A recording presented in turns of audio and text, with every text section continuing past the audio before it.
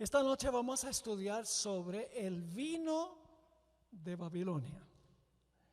Pero antes de estudiar sobre el vino de Babilonia, queremos pedir que Dios bendiga nuestro estudio.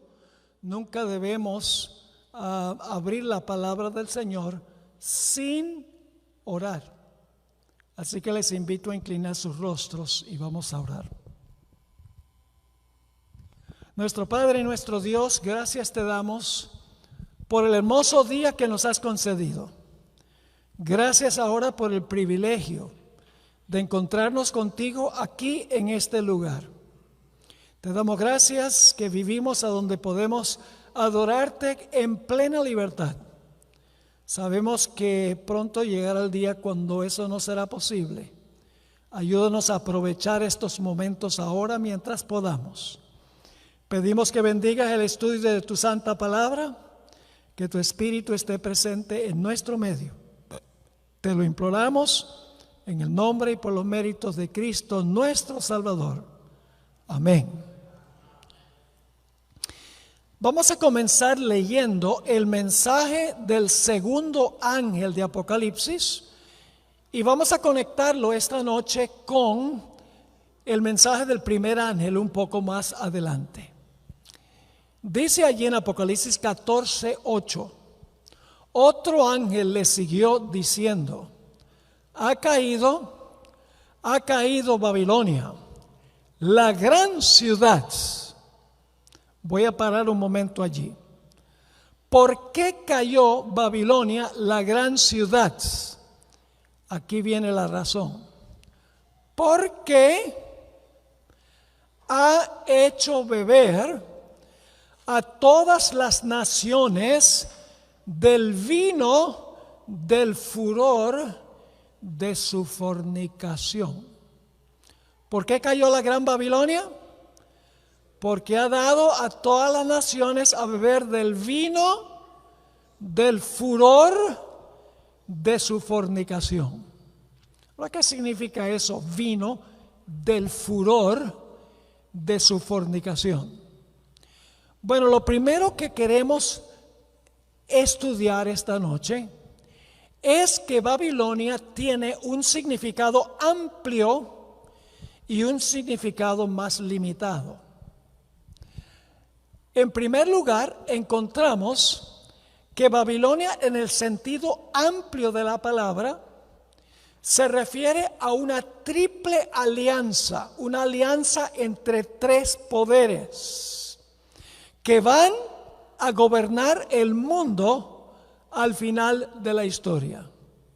Estos tres poderes constituyen Babilonia en el sentido más amplio de la palabra.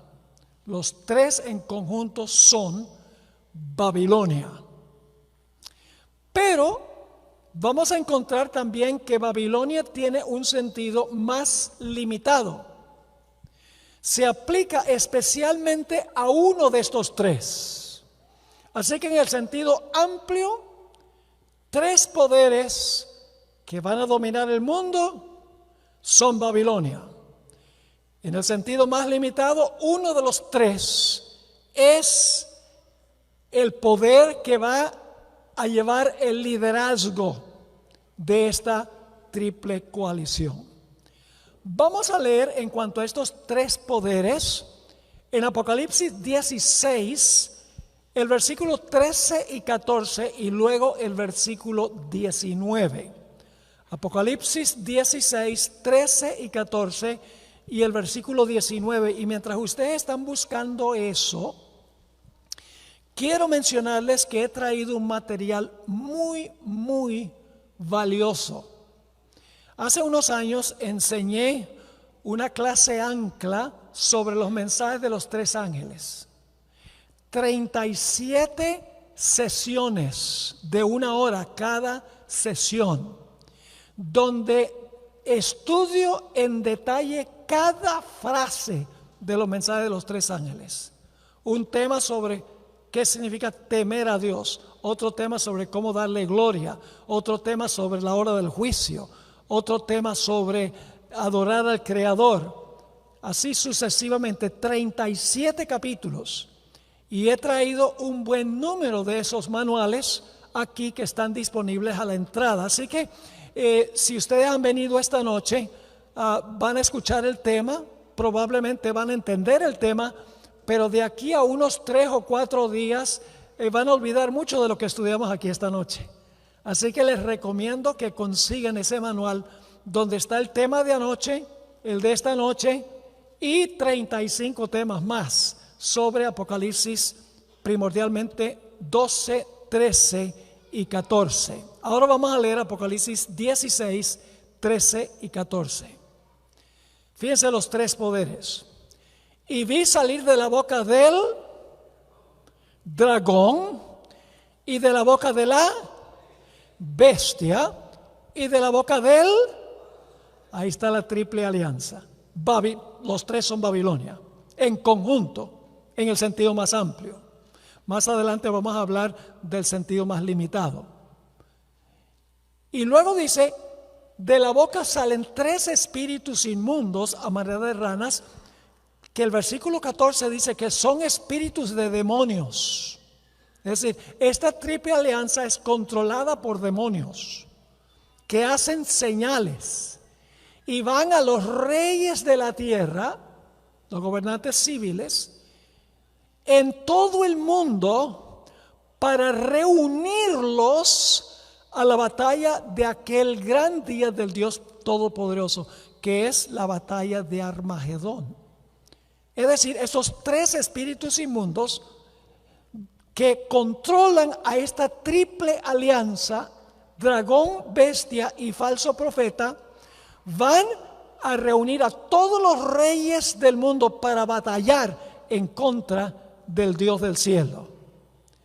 Pero va a llegar un momento en que esta coalición se va a desbaratar en 3 partes. Es decir, van a terminar peleando uno con el otro, donde antes estaban unidos en sus propósitos. Noten el versículo 19 del mismo capítulo 16 y el versículo 19. Y la gran ciudad, ¿cuál es la gran ciudad? Babilonia. La gran ciudad fue ¿qué? Dividida. Antes, ¿cómo estaba la gran ciudad? Unida. Ahora, ¿qué va a pasar? La gran ciudad fue dividida. ¿En cuántas partes? En 3 partes. ¿Cuáles son las 3 partes? El dragón, la bestia y el falso profeta, según el contexto. Es decir, donde antes estaban unidos, ahora la coalición se va a dividir. Ya no van a estar unidos. Así que dice, la gran ciudad fue dividida en 3 partes. Y las ciudades de las naciones cayeron. Y ahora fíjense cuál es la ciudad, la gran ciudad.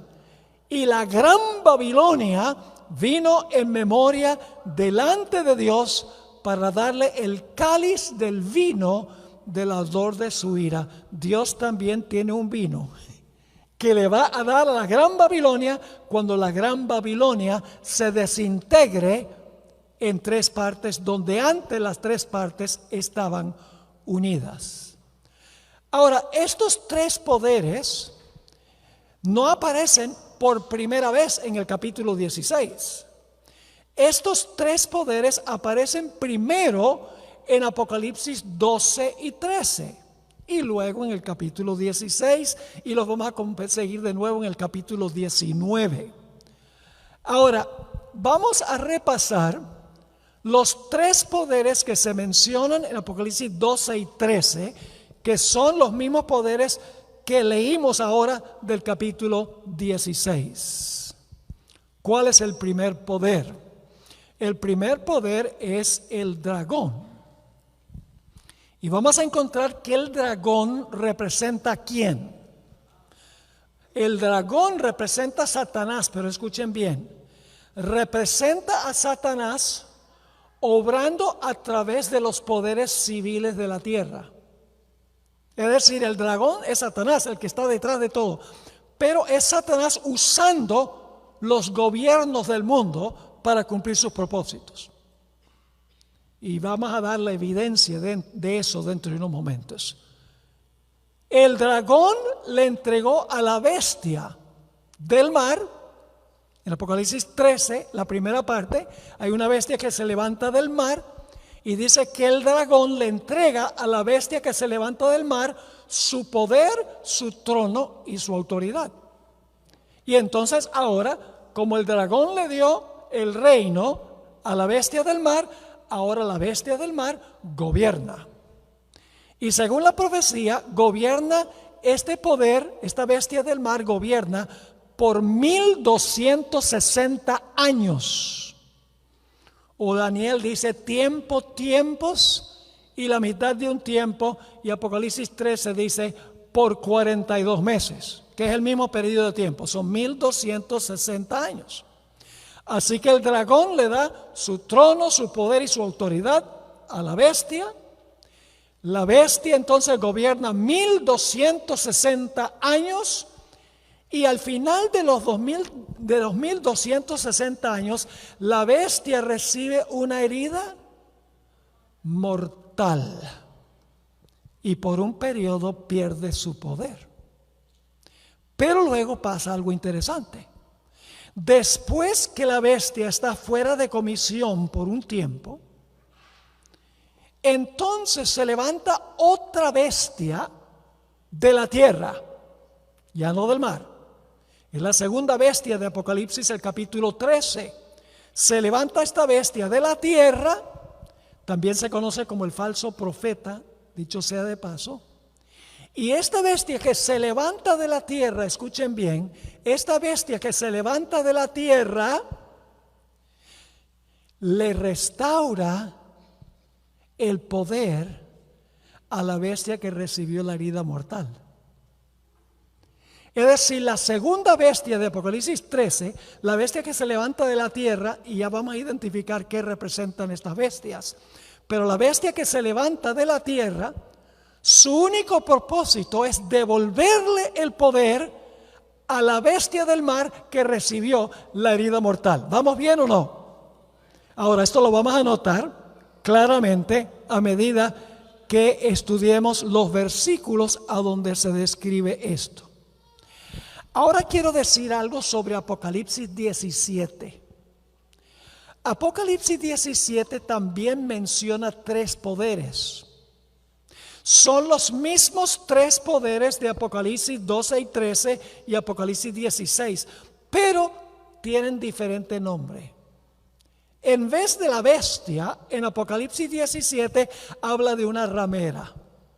La bestia de Apocalipsis 13, la bestia del mar, es lo mismo que la ramera. La bestia que se levanta de la tierra se le llama el falso profeta. Y en vez del dragón están los gobiernos del mundo, los reyes de la tierra. Es decir, en Apocalipsis 12 y 13 es dragón, bestia y la bestia de la tierra. En Apocalipsis 17, en lugar de la bestia, la ramera. En lugar del dragón, los reyes de la tierra. Y en lugar de la bestia de la tierra, el falso profeta. Es decir, en Apocalipsis 17 se le da un diferente nombre, pero son los mismos tres poderes. Ahora, ustedes podrían decir, Pastor Borg, ¿cómo es que usted dice que el dragón de Apocalipsis 12 son los mismos reyes de Apocalipsis 17? ¿Cómo puede decir eso? ¿Por qué no dice dragón también en Apocalipsis 17? Le voy a dar la razón. En el libro de Apocalipsis, el dragón primero representa a Satanás, pero siempre Satanás obrando a través de los gobernantes, de los reyes de la tierra. En un sentido, los reyes de la tierra también son el dragón, son los emisarios de Satanás, del dragón. Ahora les voy a dar la evidencia de eso. En Ezequiel 29:3, y no tenemos tiempo de leer todos los versículos, yo los tengo aquí todos escritos, más fácil para mí leerlos que para ustedes conseguirlos tan rápido que los presento. Pero en Ezequiel 29:3, ¿sabe a quién se le llama el gran dragón? Faraón. un gobernante civil. Dice allí en Ezequiel 29:3, habla y di, así ha dicho Jehová el Señor, he aquí yo estoy contra ti, Faraón, rey de Egipto, el gran dragón que yace en medio de sus ríos. Un gobernante civil se le llama, un rey se le llama ¿qué cosa? Gran dragón, el mismo nombre de Satanás. Además de eso, yo pregunto, ¿quién quería matar a Jesús cuando Jesús nació? ¿Quién quería verlo muerto? Bueno, ¿fue primordialmente Herodes el que quería verlo muerto? No, ¿quién quería verlo muerto? Satanás. El dragón Satanás usa a Herodes, el gobernante civil, para cumplir sus propósitos. Herodes es el dragón del dragón, podríamos decir. Noten Apocalipsis, el capítulo 12 y el versículo 14, dice, el dragón se paró frente a la mujer que estaba para dar a luz a fin de devorar a su hijo tan pronto como naciese. El dragón se paró al lado de la mujer para devorar al niño, que en este caso es Jesús. Yo pregunto, ¿Satanás se paró al lado de la mujer en persona? No. ¿Cómo se paró al lado de la mujer? A través de un gobernante, de un rey. Noten lo que dice Mateo 2:16. Herodes entonces, cuando se vio burlado por los magos, se enojó mucho y mandó matar a todos los niños menores de 2 años que había en Belén. Así que Satanás es el dragón en mayúscula, mientras que los gobernantes son el dragón en minúscula. Son el dragón del gran dragón. Es importante eso. Así que en Apocalipsis 13, cuando dice que el dragón le dio su trono y su autoridad a la bestia, es Satanás el que está detrás, pero en realidad es el imperio romano que le está dando su poder a la bestia. Es una transición entre Roma pagana y Roma papal. Roma pagana le da su reino, autoridad y poder a Roma papal. El dragón Satanás, usando a Roma, hace precisamente esto. La hermana White escribió en El conflicto de los siglos, página 491, de modo que, si bien el dragón representa primero a Satanás, en sentido secundario es un símbolo de Roma pagana.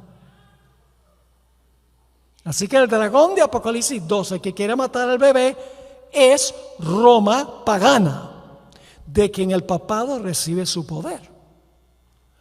Ahora también en el libro Testimonios para los Ministros, página 36, escuchen esta cita significativa del Espíritu Profecía.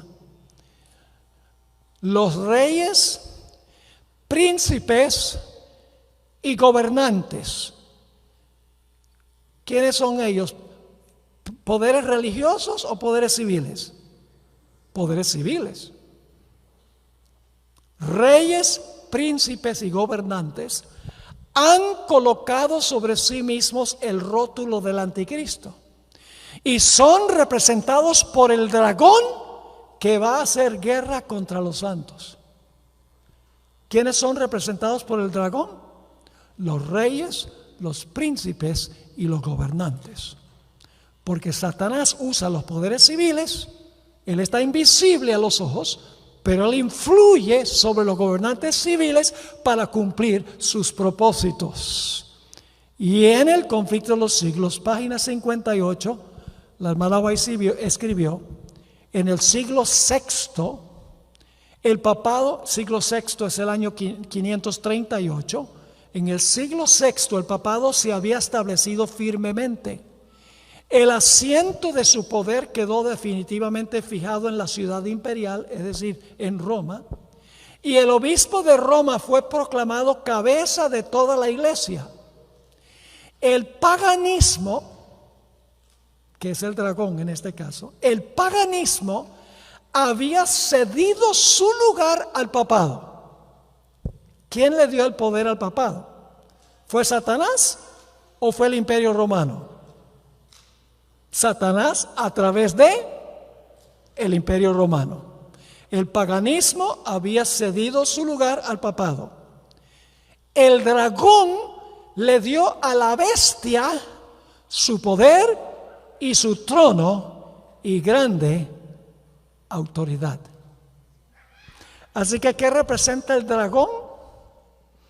El dragón representa primeramente a Satanás, pero en sentido secundario representa los poderes civiles que usa Satanás para cumplir sus propósitos, los gobiernos.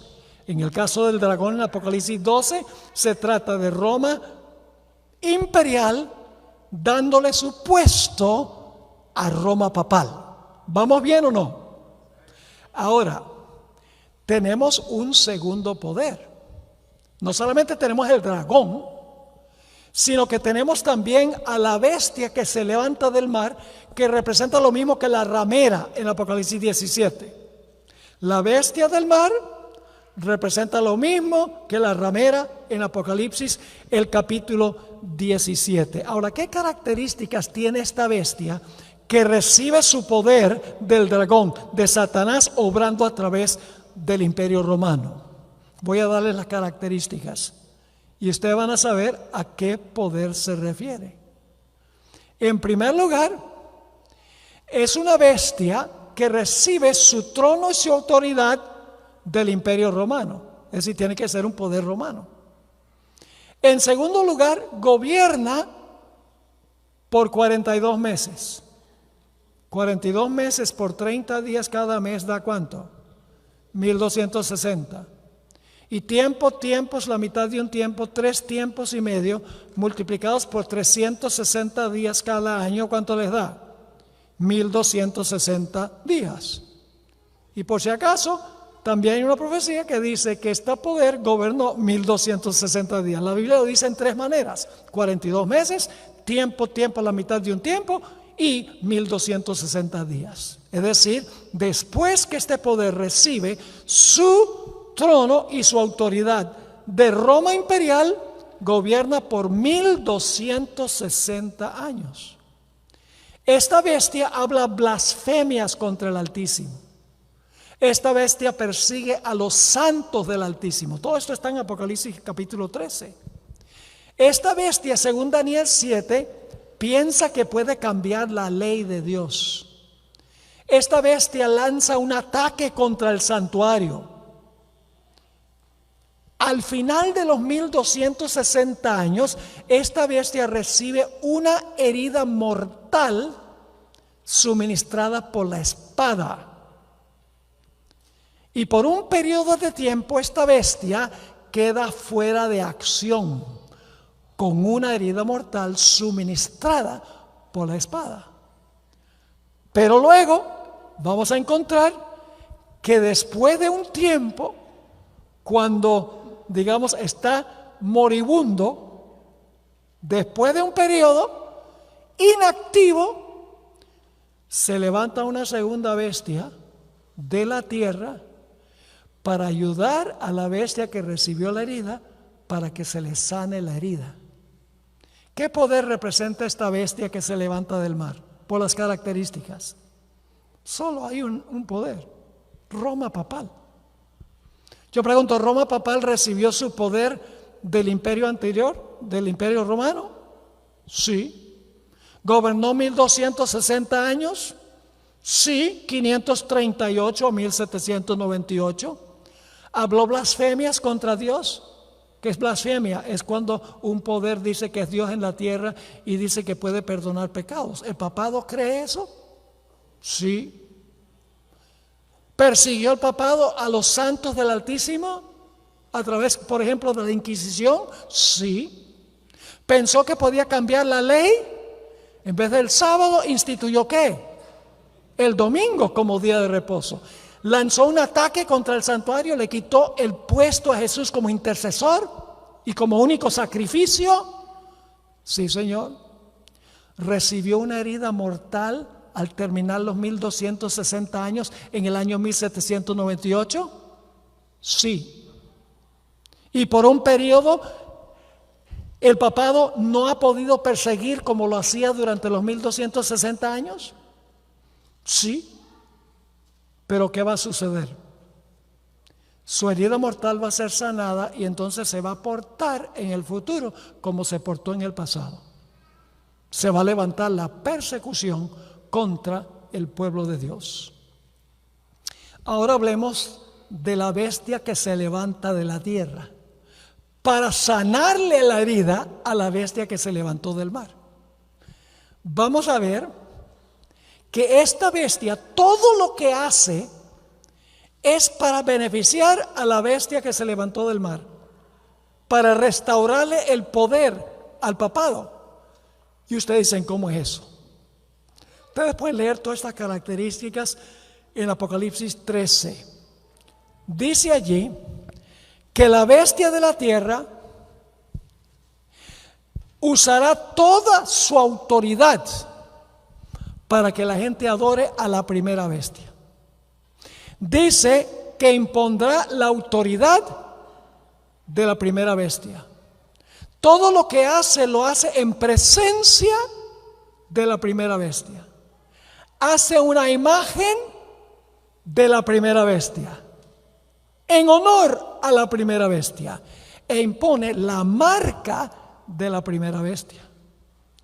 Me da la impresión de que esta bestia que se levanta de la tierra, su único fin es glorificar a la bestia anterior y devolverle el poder que perdió. Este poder es representado por la ramera de Apocalipsis 17. Pero en Apocalipsis 17, este poder, la bestia que se levanta de la tierra, en realidad tiene otro nombre. Y el nombre es las hijas de la ramera. Así que en Apocalipsis 12 y 13, el dragón representa Roma imperial, le da su trono, poder y autoridad a la bestia del mar, al papado.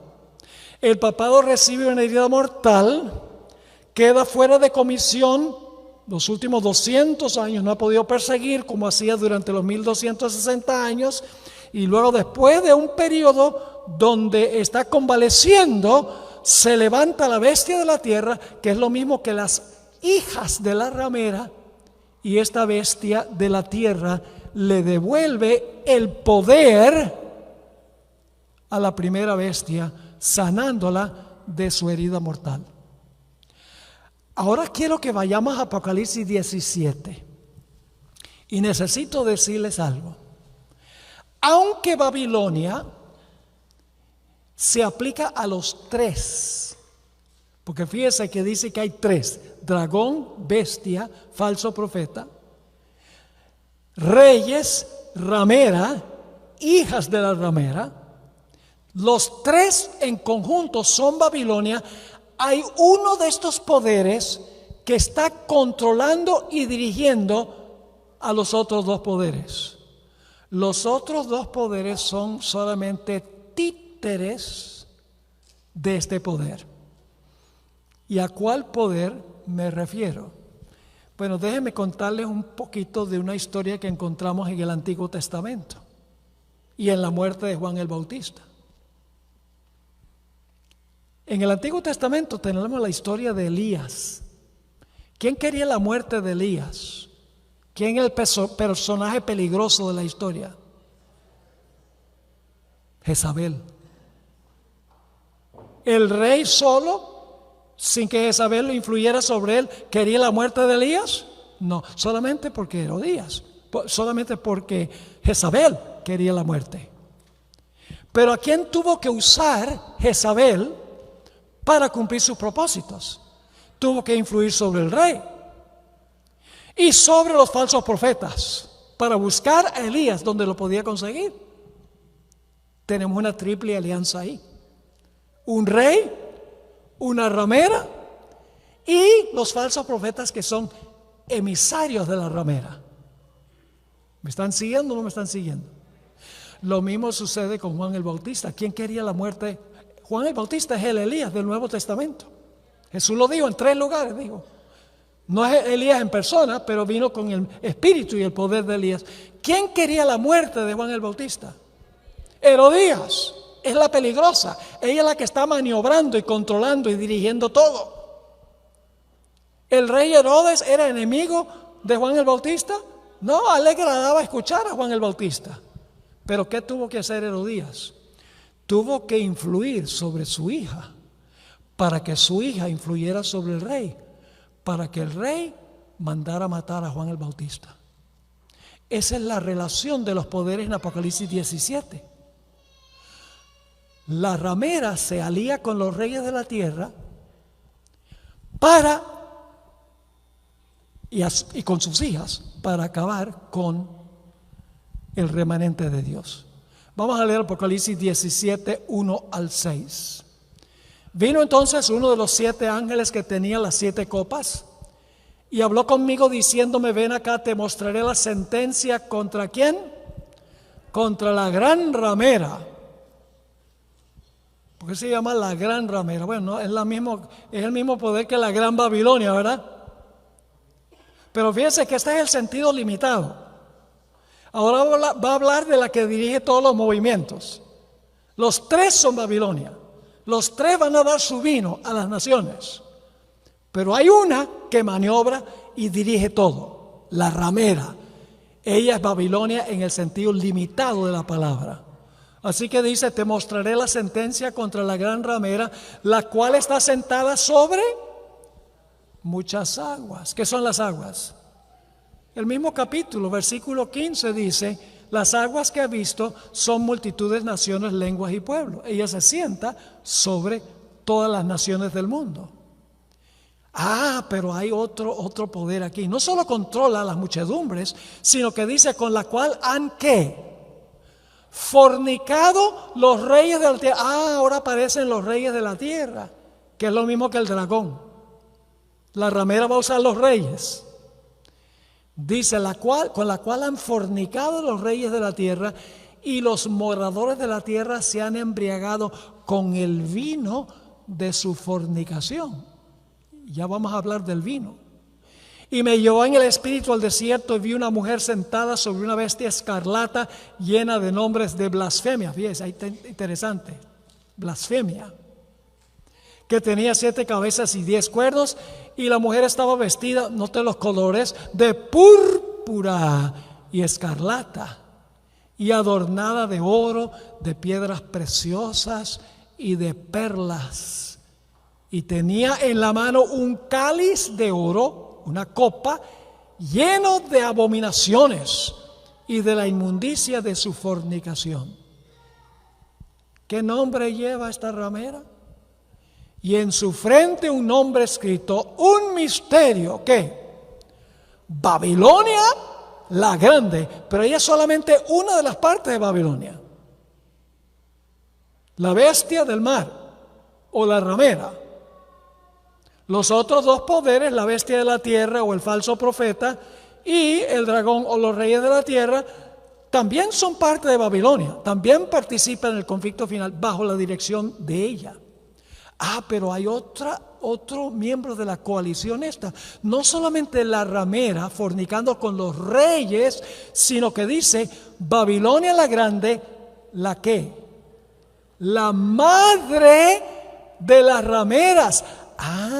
Tiene hijas. Tienen hijas que nacieron de ella.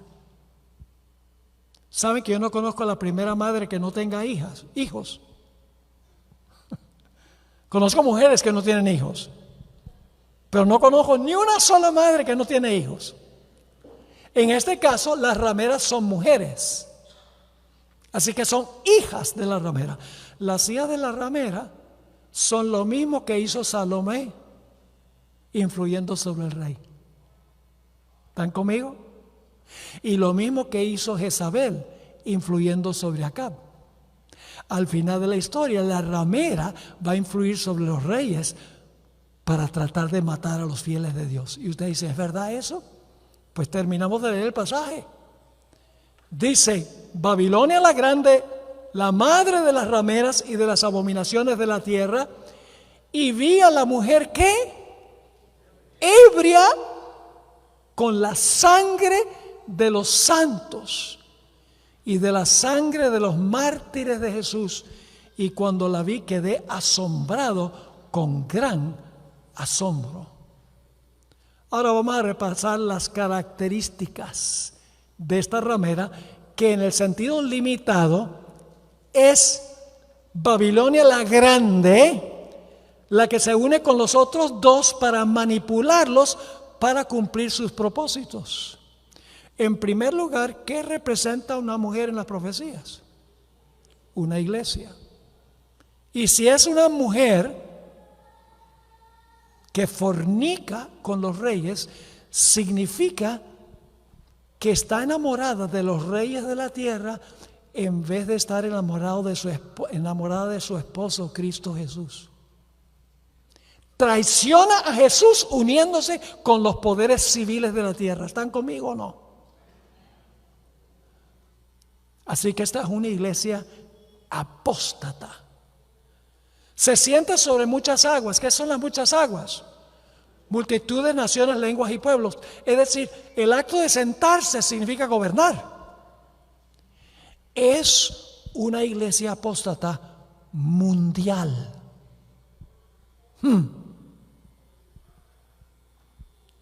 En tercer lugar, tiene una relación adúltera con los reyes de la tierra, lo cual significa que está metida en la política. No solo es iglesia, sino que es una iglesia que emplea a los poderes civiles del mundo. Tiene una copa en su mano llena del vino de sus abominaciones. El vino son sus abominaciones. ¿Qué clase de vino es? Vino fermentado, vino adulterado, vino que emborracha. No es jugo de uva, no es Welch's.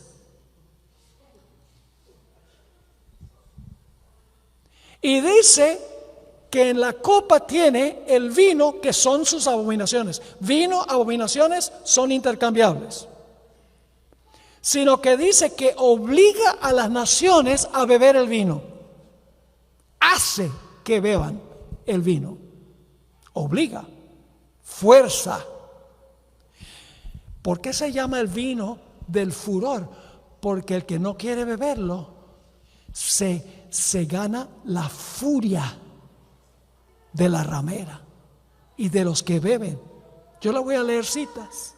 Sus colores predilectos son púrpura y escarlata. Hay una iglesia en el mundo que cuando tiene ceremonias, por ejemplo, en el funeral de Juan Pablo II, ¿cuáles eran los colores que predominaban allí? Púrpura y escarlata. Además, es una iglesia que tiene mucho oro, mucho plata, muchas piedras preciosas, mucha riqueza. Tiene hijas que nacieron de ella. Las iglesias protestantes nacieron de la madre y siguen muchas de las prácticas y creencias de la madre. Por ejemplo, creen que el infierno arde para siempre, como la madre.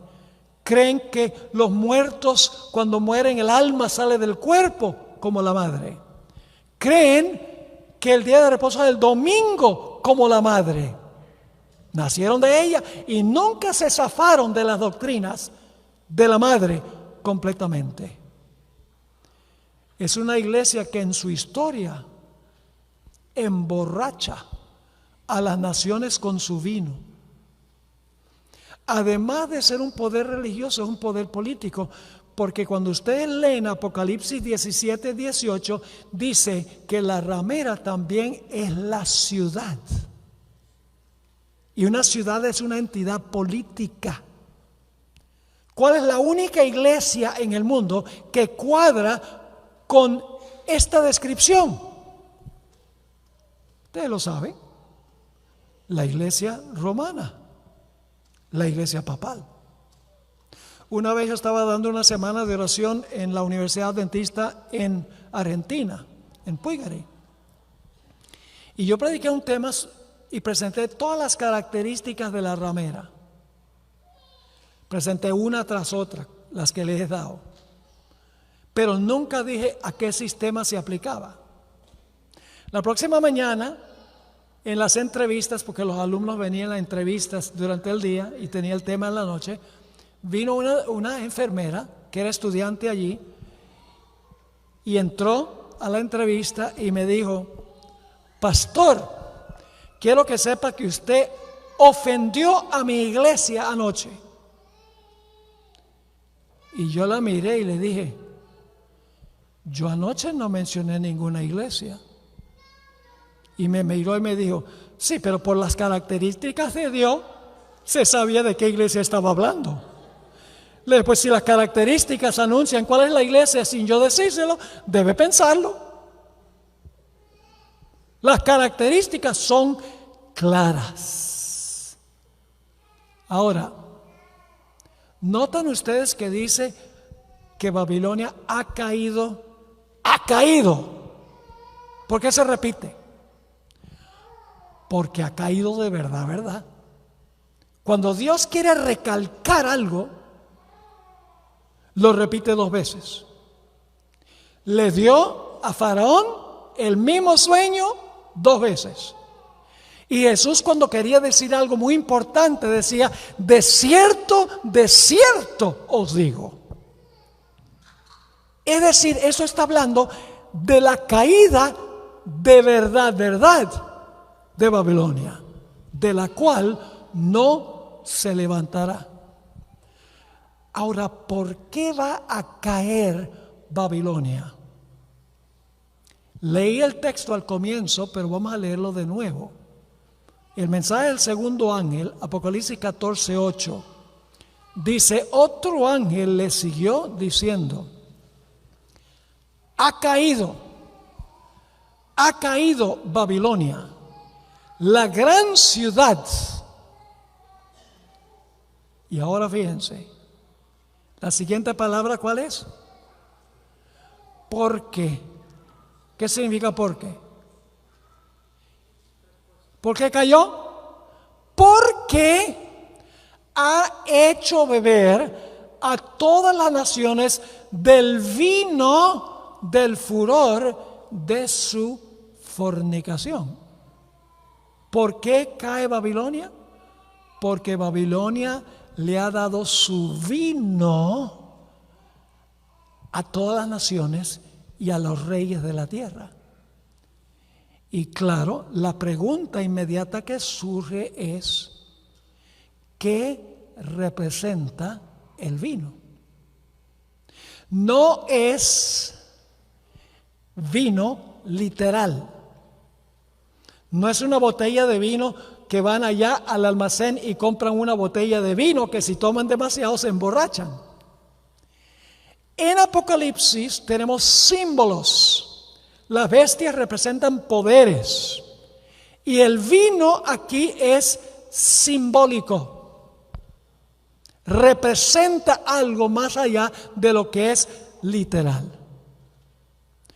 ¿Por qué razón es que Babilonia le da vino fermentado a las naciones? Le voy a decir qué representa el vino y luego lo vamos a comprobar.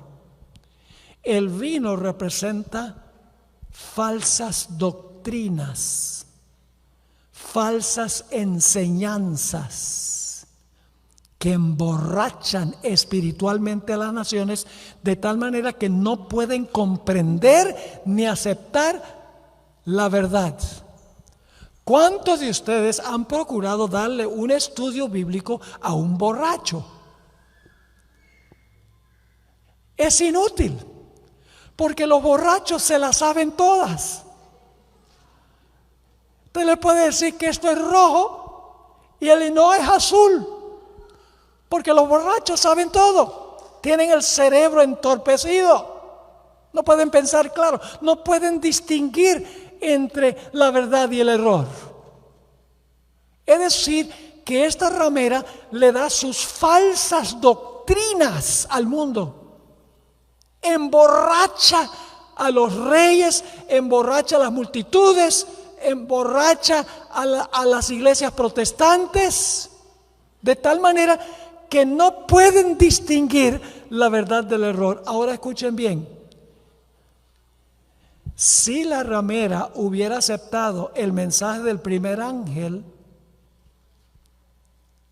no hubiera tenido vino para emborrachar a las naciones. Porque el mensaje del primer ángel tiene el antídoto del vino que emborracha. ¿Qué dice el mensaje del primer ángel? Que viene inmediatamente antes del segundo. En primer lugar dice que un ángel vuela a través del cielo con el evangelio eterno. ¿Saben qué es el evangelio eterno? 3 cosas. Número 1, que Jesús fue sacrificado de una vez por todas por los pecados de la raza humana. ¿Qué enseña la iglesia romana? Que Cristo muere de nuevo en cada misa. No de una vez por todas. El Evangelio dice que Cristo es nuestro único intercesor. ¿Qué dice la iglesia romana? El sacerdote es el que intercede por los pecadores. La Biblia dice que somos salvos por la justicia única de Cristo, mientras que la iglesia romana dice que te puedes salvar por tus obras. Si la ramera hubiera aceptado estas verdades, no estaría enseñando lo contrario. Si hubiera aceptado el mensaje del primer ángel, no tendría vino para darle a las naciones. Además de eso, el mensaje del primer ángel dice que debemos temer a Dios. Y cuando esa expresión temer a Dios aparece en la Biblia, se usa sinónimamente con obedecer los mandamientos de Dios. Teme a Dios y guarda sus mandamientos, dice en Eclesiastés el capítulo 12, porque esto es el todo del hombre. Cuando Abraham fue para sacrificar a Isaac y obedeció a Dios, levantó el cuchillo para clavárselo a su hijo. Su mano fue detenida por el ángel y Dios le dijo: Abraham, ahora creo que temes a Dios, porque había obedecido a Dios, aunque Satanás había procurado que desobedeciera a Dios, diciendo: Dios dijo no matarás. ¿Cómo tú crees que Dios va a mandarte a matar a tu hijo? Trató de sembrarle dudas, pero Abraham obedeció a Dios. Y cuando Abraham fue a Gerar y le dijo a Abimelech que Sara era su esposa, que Sara era su hermana, y no le dijo que era su esposa, Abimelech la tomó como mujer. Y esa noche tuvo un sueño, y en el sueño Dios le dijo: sí, es hermana de Abraham, pero también es la esposa, y no la tomes como tuya o te va a ir mal. Y entonces viene Abimelech y se queja a Abraham y le dice: ¿por qué tú me mentiste? ¿Por qué no me dijiste toda la verdad? ¿Sabes lo que dijo Abraham? Él dijo: no hay temor de Dios en este lugar, y tenía miedo que me mataran. Donde no hay temor de Dios, la vida está en peligro, la propiedad está en peligro. Es decir, temer a Dios significa guardar los mandamientos de Dios. En segundo lugar dice que debemos darle gloria a Dios, el mensaje del primer ángel, que significa revelar su carácter. En tercer lugar dice que estamos ahora en el juicio. ¿Qué enseña la iglesia romana y las iglesias protestantes? No enseñan que el juicio comenzó en cierto momento. El juicio de toda la raza humana comenzó en 1844. Para la iglesia romana y para las iglesias protestantes, el juicio es cuando una persona se muere. Si la persona fue buena, el alma se va para el cielo. Y si fue mala, a quemarse en el infierno. Entonces el juicio es cuando la persona se muere. Pero si la iglesia romana hubiera aceptado la realidad que el juicio comienza en determinado momento, 22 de octubre de 1844, y luego se examinan todos los casos en orden cronológico, no enseñaría que cuando una persona muere hay algo que sale del cuerpo para un lugar o para otro. Y el mensaje del primer ángel manda a adorar al Creador, y el Creador tiene una señal: el sábado. Si la iglesia romana hubiera aceptado el mensaje del primer ángel, no tendría vino para emborrachar a la gente, sino que tendría jugo Welch's. Jugo de uva, puro. Pero adulteró la doctrina y le dio la doctrina a toda nación. Le dio el vino a las iglesias protestantes, a los gobernantes del mundo, y los gobernantes del mundo no pueden ver cuál es la verdad por la sencilla razón de que están borrachos. Ahora quiero leerles una cita del Espíritu de Profecía sobre lo que es el vino. Testimonios para los ministros, página 59. Las denominaciones religiosas caídas son Babilonia. ¿Qué es Babilonia? Las denominaciones religiosas caídas son Babilonia. Babilonia ha estado promoviendo doctrinas venenosas. El vino del error. ¿Qué es el vino del error? Doctrinas venenosas. Este vino de error se compone de falsas doctrinas, tales como la inmortalidad natural del alma, el tormento eterno de los malos, la negación de la preexistencia de Cristo antes de su nacimiento en Belén, y el defender y exaltar el primer día de la semana por encima del día santo de Dios. Estos errores y otros similares, porque cuando ella habla de los muertos y habla del infierno y habla del día de reposo, esos son solamente 3 ejemplos que está dando, porque dice: estos errores y otros similares son presentados al mundo por las diversas iglesias, no solamente la romana, las diversas iglesias. Y así se cumple el pasaje que dice: porque todas las gentes han bebido del vino del furor de su fornicación. Ahora escuchen, un furor es lo que producen falsas doctrinas. Y cuando los reyes y presidentes beben de este vino, del furor de su fornicación, resultan movidos por la ira contra aquellos que no estarán de acuerdo con las herejías falsas y satánicas que exaltan el descanso espurio e inducen a los hombres a pisotear el monumento conmemorativo de Dios.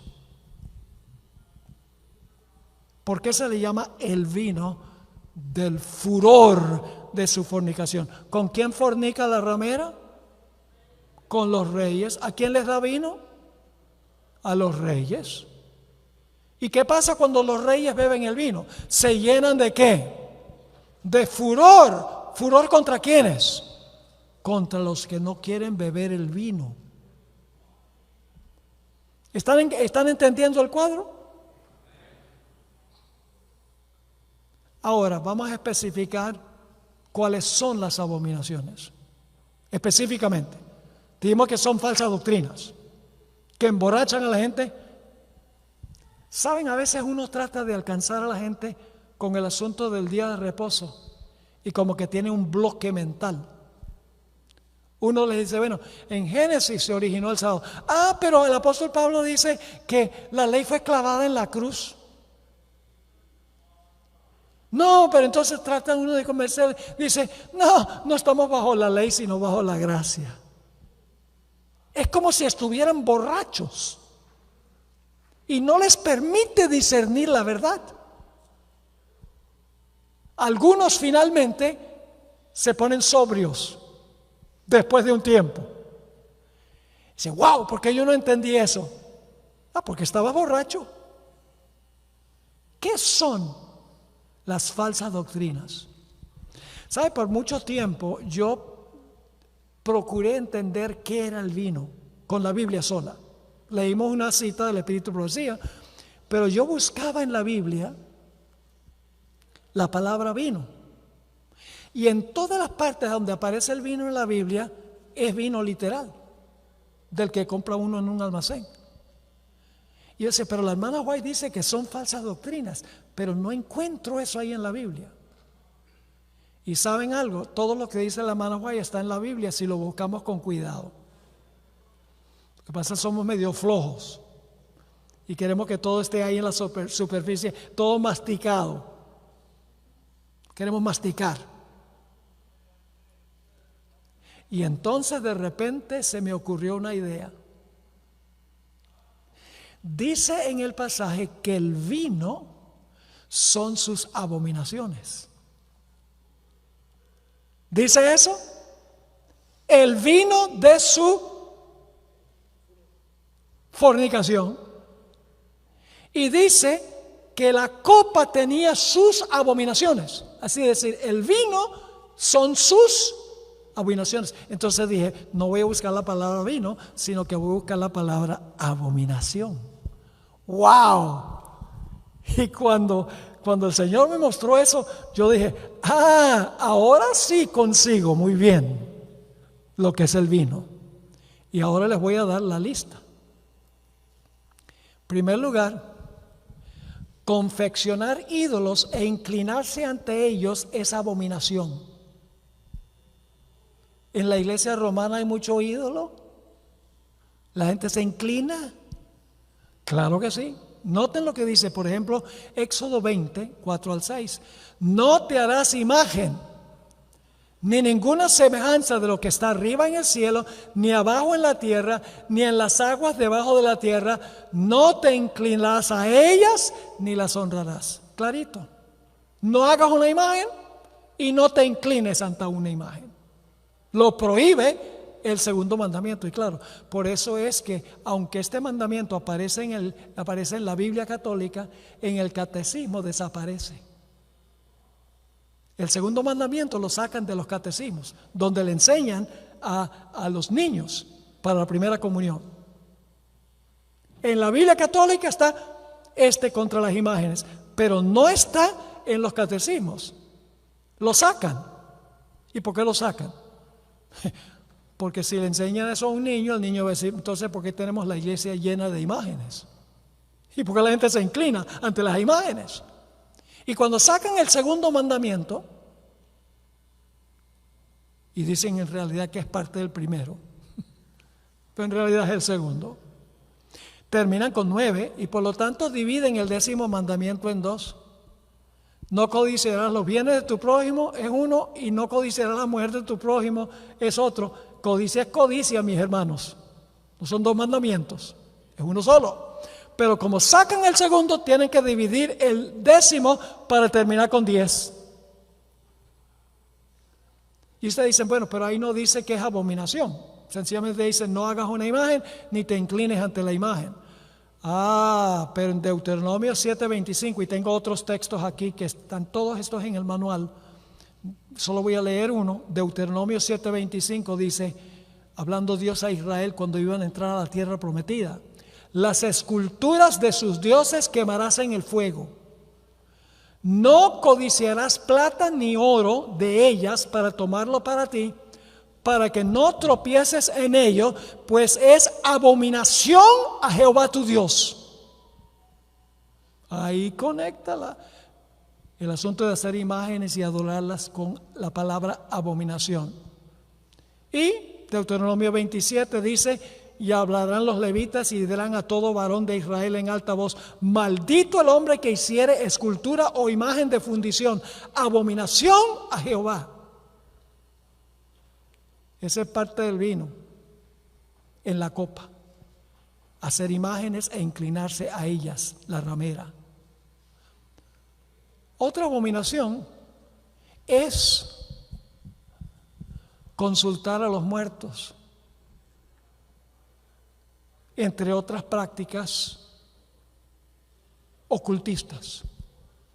Deuteronomio 18, 9 al 12 dice, Dios le dice a Israel, cuando entres a la tierra que Jehová tu Dios te da, no aprenderás a hacer según las abominaciones de aquellas naciones.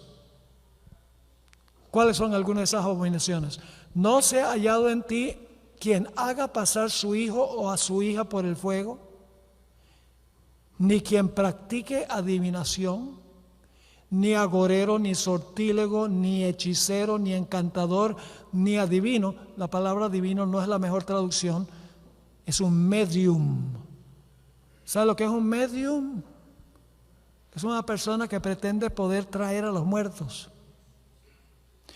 Pero para pensar que tú puedes traer a un muerto para hablar contigo, tú tienes que creer que el alma del hombre es inmortal. Ni adivino, ni mago, un espiritista, ni quien consulte a los muertos. Yo pregunto, ¿la Iglesia Católica le dice a sus feligreses que le oren a los muertos? ¿Que le oren a María y todos los santos? ¿Pretende poder hablar con los muertos? Según la Biblia, eso es abominación. Es parte del vino. ¿Saben qué más es abominación? Es no hacerle caso a la ley de Dios. La idea de que una persona puede salvarse en sus pecados. Porque nadie puede guardar la ley, supuestamente. Fíjense lo que dice Proverbios 28:9 en cuanto a eso.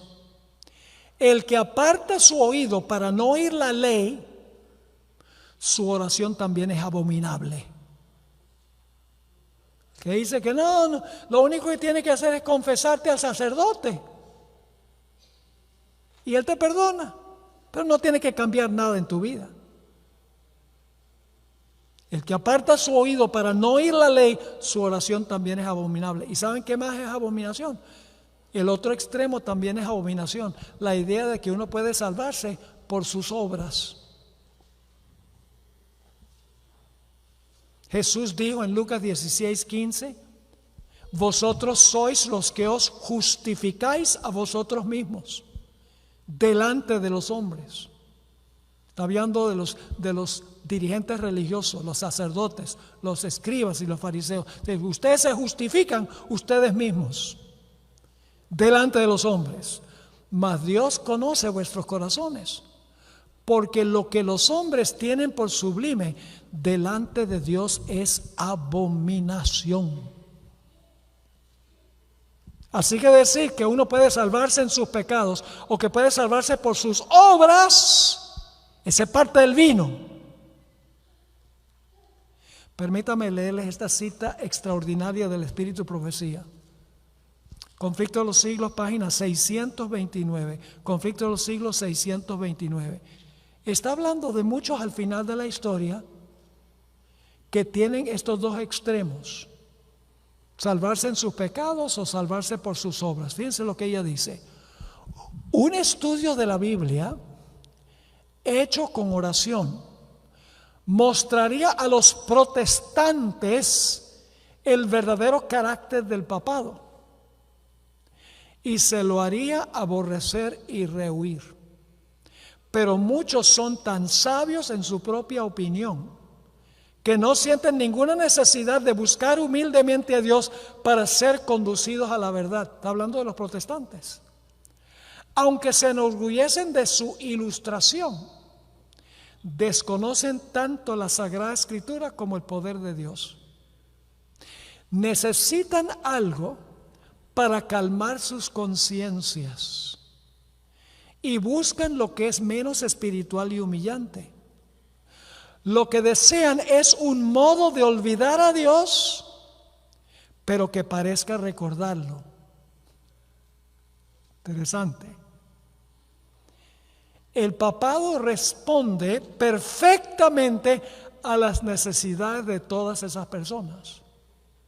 Es adecuado a dos clases de seres humanos que abarcan casi todo el mundo. El papado, dice la cita, es perfectamente adecuado a dos clases de seres humanos que abarcan casi todo el mundo. ¿Y qué son esas dos clases?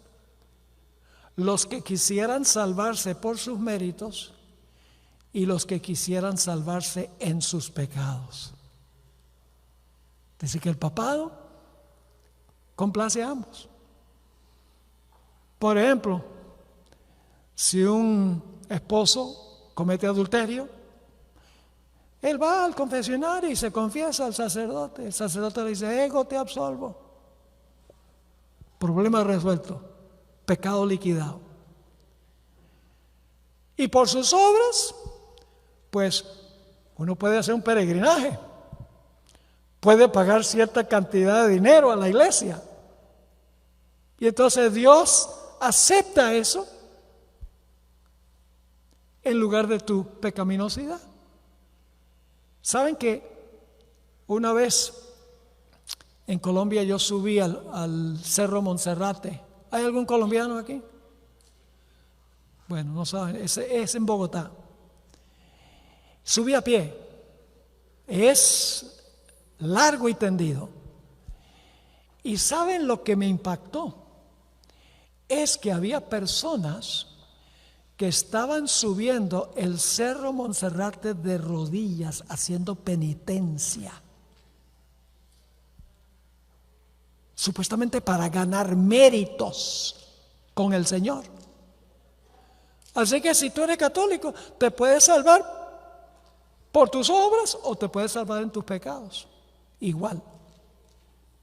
¿Saben qué más es abominación? La fornicación o el adulterio es abominación. ¿Y qué hace la ramera? Fornica con los reyes de la tierra. Ustedes pueden leer eso, Jeremías 13, 26 y 27, dice que es una abominación, adulterio o fornicación. ¿Saben qué más es abominación? Derramar sangre inocente. ¿Y qué ha hecho la ramera a través de la historia? A través de la Inquisición y otros métodos. En la masacre de San Bartolomé, con los valdenses en el Piamonte, tiene las manos manchadas de sangre. La Biblia dice que derramar sangre inocente es abominación. Es más, Proverbios 17:15 dice: el que justifica al impío y el que condena al justo, ambos son igualmente abominación a Jehová. ¿Saben qué más es? La homosexualidad es una abominación. ¿Saben lo que el Papa ha dicho recientemente? Que en algunos casos está bien que un hombre se case con un hombre y una mujer con una mujer, y que la iglesia puede hacer ese matrimonio. Ha dicho el Papa presente. Pero la Biblia dice que esa es parte del vino, porque dice en Levítico 18:2: no te echarás con varón como con mujer, es abominación. Pero ¿saben cuál es la más grande abominación de todos? La adoración al sol. La iglesia romana está obsesionada con el sol. Yo tuve el privilegio de visitar el Museo del Vaticano. Los cálices, las ventanas, los altares, las vestiduras sacerdotales, las imágenes, las copas, todo está lleno de simbolismo solar.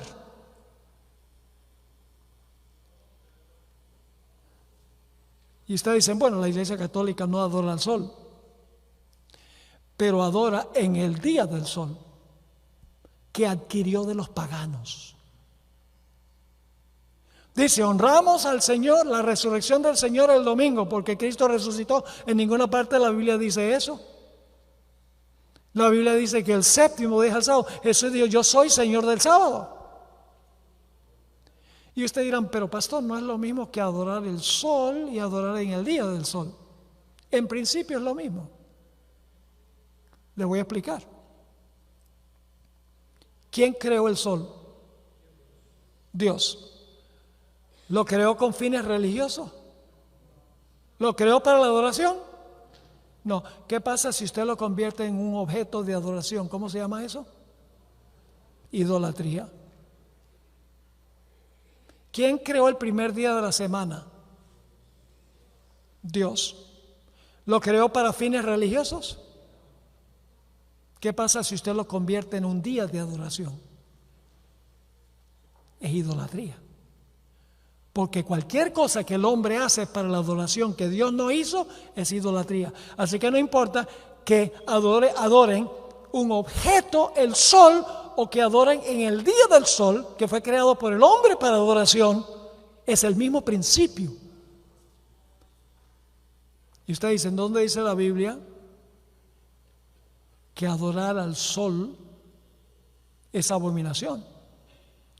En Ezequiel 8, 16, 17 dice el profeta: Él me llevó al atrio dentro de la casa de Jehová, y he aquí, junto a la entrada del templo de Jehová, entre la entrada y el altar, como 25 varones, sus espaldas vueltas al templo de Jehová y sus rostros hacia el oriente, y adoraban el sol postrándose hacia el oriente. Y luego dice en el versículo 17 que Dios le dice a Ezequiel: ¿no has visto, hijo de hombre? Es cosa liviana para la casa de Judá hacer las abominaciones que se hacen aquí. Fíjese esta cita que escribió Elena White: Conflicto de los siglos 439 y 440.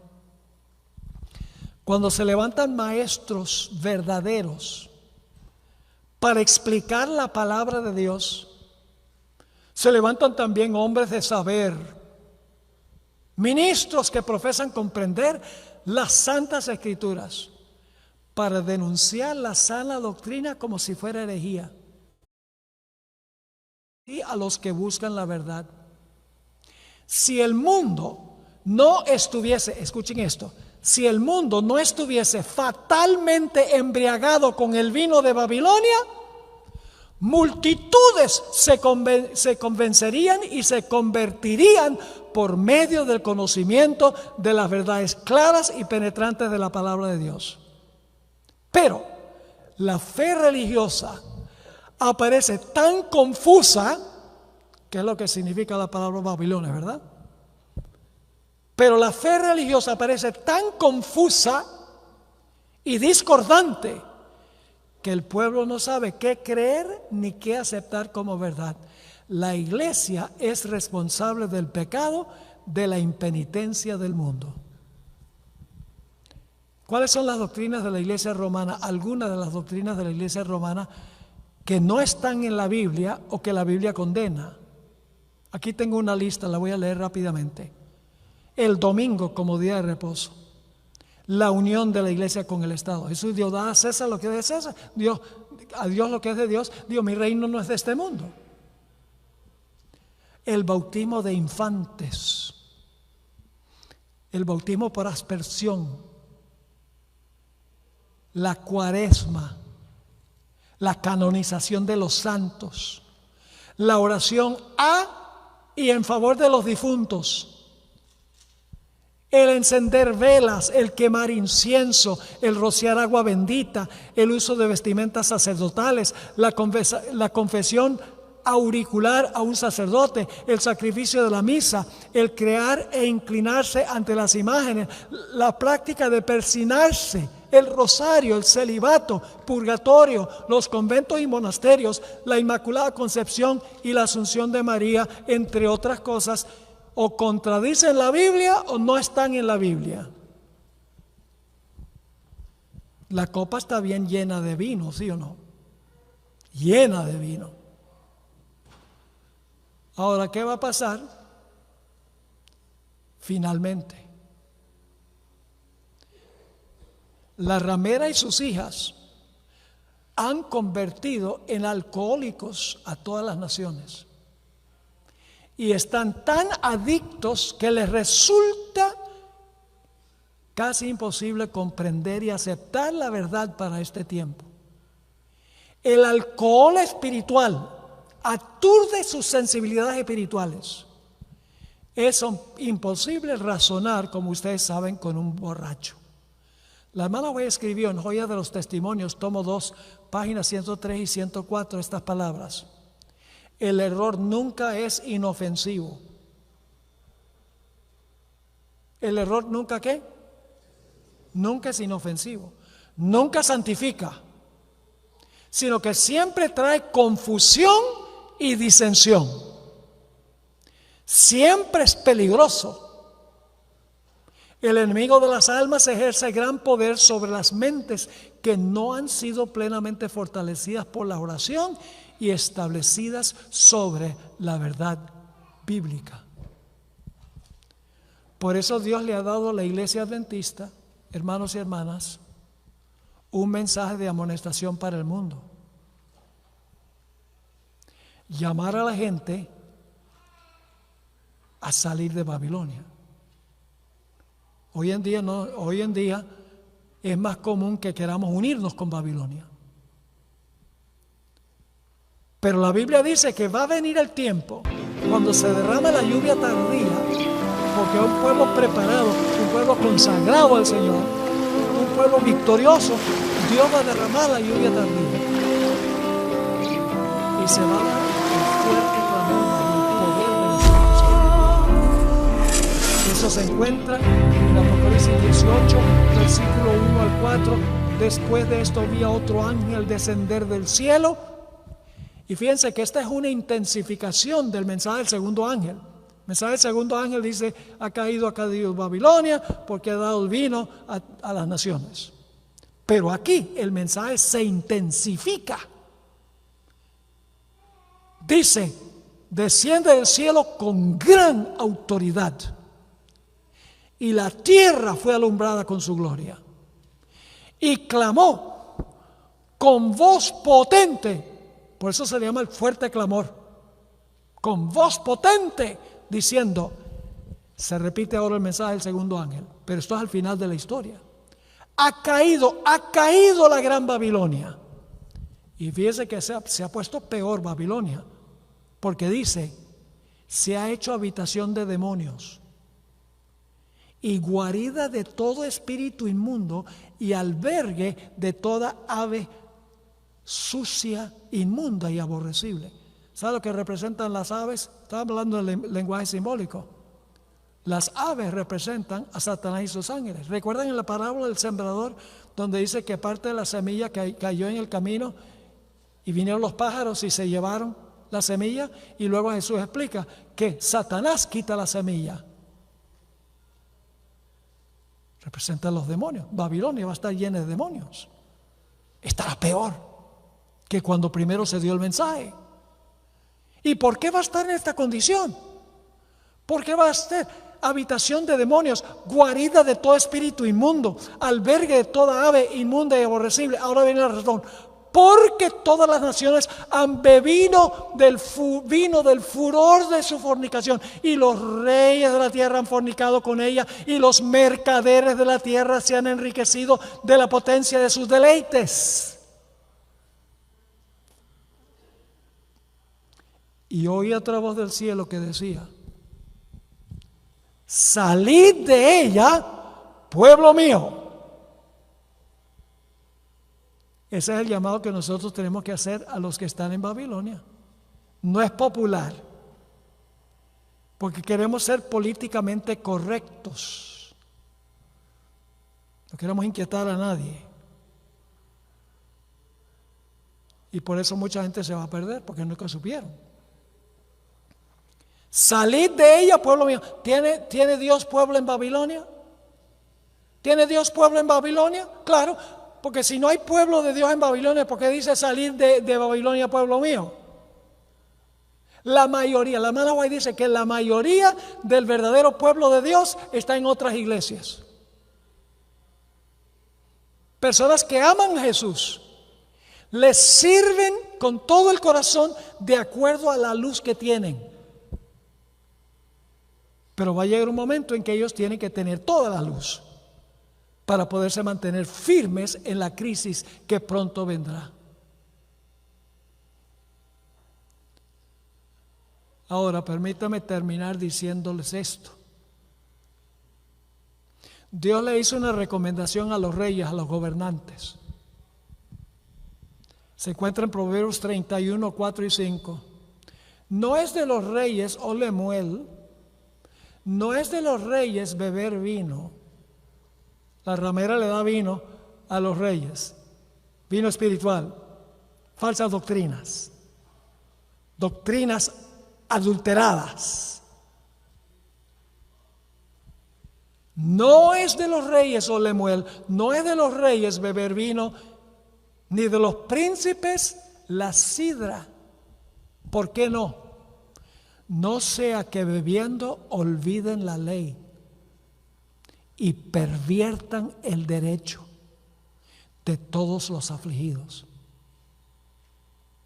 ¡Wow! ¡Qué tremendos versículos esos!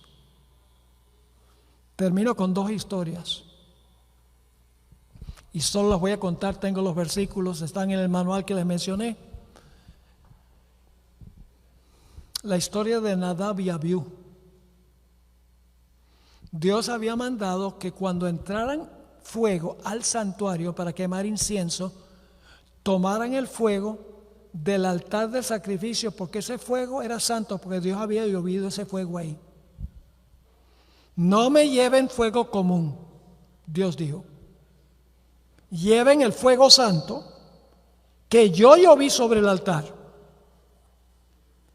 Pero la historia dice en Levítico 10 que Nadab y Abiú entraron al santuario con fuego extraño, fuego común, no el fuego santo que Dios había mandado. Y Dios dijo: ¿a qué importa? Fuego es fuego. ¿Eso fue lo que dijo Dios? No. Dice la Biblia que Nadab y Abiú cayeron muertos en el santuario, porque habían tomado lo que era común y se lo presentaron a Dios como si fuera santo. Tenemos el otro lado de la moneda. Belsasar tomó vasos santos y los usó con propósitos comunes. La otra cara de la moneda. Y Belsasar fue destruido esa noche cuando estaba haciendo el banquete. Ahora, si Dios destruyó a Nadab y Abiú porque tomaron lo que era común y lo presentaron como santo, y Belsasar murió por tomar lo que era santo y lo trató como si fuera común, si Dios acepta eso, lo cual no lo aceptó, podríamos decir entonces que Dios acepta el domingo como día de reposo. Fíjense lo que ha hecho el mundo hoy en día. Toman un día santo, el sábado, y lo usan como si fuera común. Y toman un día común de trabajo, el domingo, y se lo presentan a Dios como si fuera santo. Si Dios acepta eso, va a tener que pedirle perdón a Nadab y Abiú y a Belsasar. Lo que pasa es que no nos gusta hablar de esas historias sobre la santidad, la violación de la santidad de Dios. No nos gusta leer la historia de Usa. Dios le dijo: las manos comunes no toquen el arca. Y las manos comunes de Usa tocaron el arca y cayó muerto en el acto. ¡Wow! Nadab y Abiú, lo mismo. Belsasar, lo mismo. Violaron la santidad de Dios, lo que Dios había establecido como santo. Ananías y Zafira tomaron dinero santo que habían dedicado a Dios y se quedaron con ellos para sus gastos comunes. Gedeón, que se hizo sacerdote cuando Dios no lo había llamado a eso. Coré, Datán y Abiram que quieran ocupar un oficio santo para el cual Dios no los había llamado. Todas son historias de que cuando Dios dice que el sábado es santo, es el día que debemos guardar, ese es el día que debemos guardar, no el domingo, el sábado. Pues el día domingo es un día de trabajo. El sábado es un día de reposo. Pero cuando tomamos el sábado con propósitos seculares y el domingo con propósitos sagrados, estamos cometiendo el mismo pecado que todos los casos que les estoy mencionando. Entonces, hermanos y hermanas, nosotros en primer lugar, como adventistas del séptimo día, debemos respetar lo que es santo. Y debemos amonestar a los cristianos de que hagan lo mismo. Pero primero tenemos nosotros que estar haciéndolo. Porque ¿cómo vamos a amonestar a otros si nosotros no estamos haciéndolo? ¿Entendieron el tema de esta noche? ¿Por qué va a caer Babilonia al final de la historia? ¿Por qué se va a desunir? Porque le dio vino. El vino del furor. Un furor que va a tener contra el pueblo de Dios, porque el pueblo de Dios no va a estar dispuesto de beber el vino de falsa doctrina. Tenemos que creer en doctrinas bíblicas, cueste lo que cueste. Ahora, mañana, Dios mediante, vamos a estudiar la profecía de Daniel 7, Apocalipsis 12, Apocalipsis 13 y Génesis 3:15 más detalladamente. Así que no se pierdan el próximo emocionante episodio que vamos a estudiar. Padre, gracias te damos por la claridad de tu santa palabra. Gracias por el mensaje precioso que has dejado a tu iglesia. Ayúdanos, Señor, a sentir pasión por las almas, a mostrarles la verdad como es en Jesús. Danos esa pasión por abrir los ojos a través del Espíritu Santo de los que están buscando la verdad. Ayúdanos a encontrarlos y luego con amor y con ternura hablarles la verdad en una forma clara, pero al mismo tiempo en una forma que no ofenda.